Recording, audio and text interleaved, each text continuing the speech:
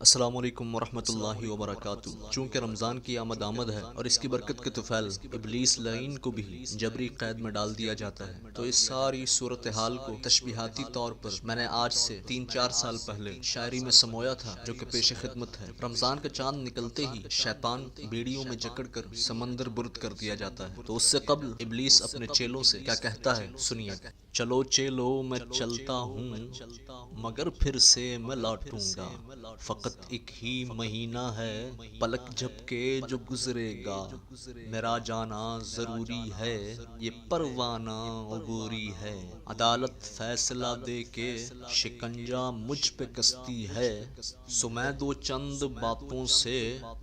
ابھی تو رخصت لیتا ہوں، قمر جوں عید کا اپنا نکل آیا بری میں بھی، سو ان 2-4 ہفتوں کی میری تم کو نصیحت ہے، بڑا رتبہ ہے ٹیچر کا، اسے تم بھی بنا رکھنا، جو گر تم کو سکھائے ہیں سبھی کے سب اٹھا رکھنا، مجھے شک تو نہیں کوئی تمہاری اس ذہانت پر کہ تم چوکو گے پل بھر کو، مگر خدشہ ہے کھٹکا ہے، اسی آدم کے جائے ہو جسے بہکایا تھا میں نے، مگر وہ نامرادوں سا اسی رب کو منانے میں، ستم سہ سہ کے دنیا کے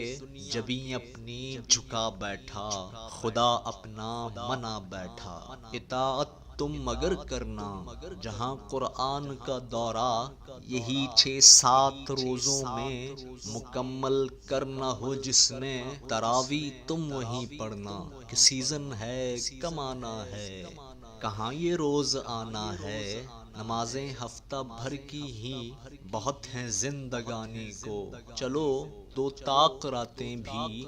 اسی کھاتے میں تم لے لو، مگر یہ یاد رکھنا تم کہاں پرہیز ممکن ہے کہ ہو جب روشنی ہر سو، تو ایسے میں میرے بچوں نگاہ کے گرم خلیوں کو سبب ہو سرد خانوں کا، کجا نظروں کو نیچے رکھ گلی بازار میں پھرنا، کہ ایسی رونقیں رنگیں کہاں پھر روز آتی ہیں، مہینہ حسن خوانی کا نہ لب بستہ ہی پورا ہو، جو منہ آئے سو کہہ دینا مقدس ماہ سے ڈر کے، نہ سہمے چپ رہنا کہ حق ہے حق کا کہہ دینا، سحر افطار کر کے بس شکم پہ ہاتھ پھیرو گے، نمازوں کی قضا کے تو تمہیں 100 عذر حاصل ہیں، سمندر واعظوں کا یاں تمہیں ہر سو ڈرائے گا،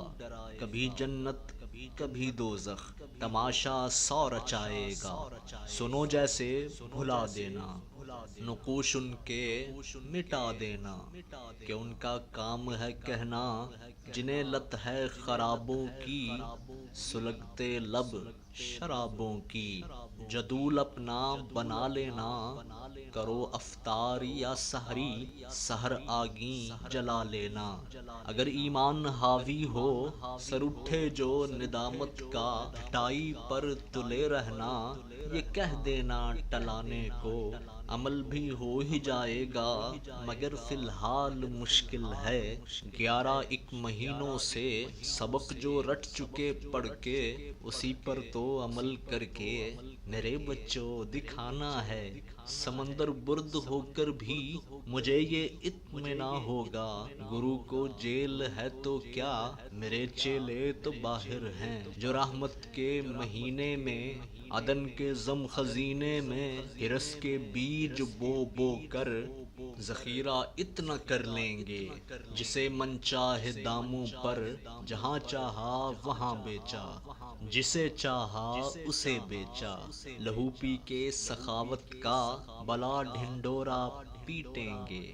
قطاروں میں اناجوں کی غضب تقسیم کر کر کے، میرے ہمدم لٹیرے ہی لقب حاتم کا پائیں گے، میرے ہمدم لٹیرے ہی لقب حاتم کا پائیں گے۔